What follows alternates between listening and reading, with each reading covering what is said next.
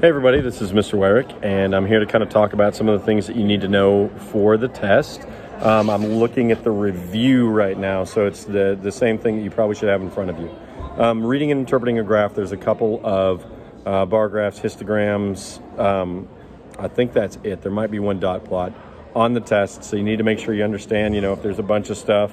Further out to the right, we have a tail right or a skew right. If there's more stuff kind of way out to the left that throws off the balance of it, it's going to be skew left or tail left. And then if it's that bell curve, we're looking at something that's symmetric. Define the following term: standard deviation. Remember, standard deviation it's based on where the data is concentrated. So the standard deviation, like we have one standard deviation from the mean, two standard deviations from the mean, and it's always calculated that way. Remember, the mean is the average. So it won't be the same as that median number, but if the mean and the median are very close together, that means we're looking at something that's potentially very symmetric. That graph that's on there shows you within one standard deviation, you should expect about 68% of your data.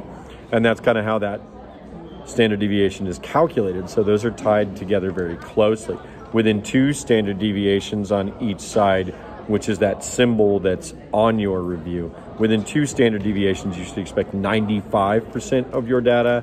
And then within three standard deviations on both sides, that's where you should expect 99% of your data. Okay, so everything's going to be in that. Make sure you understand and memorize those percentages and what it means to be like one standard deviation away. And remember, within one standard deviation is both above and below. So that's 68%. But if it's just one standard deviation below, that's 34%. If it's just one standard deviation above, that's 34%. So make sure you're paying attention to stuff like that.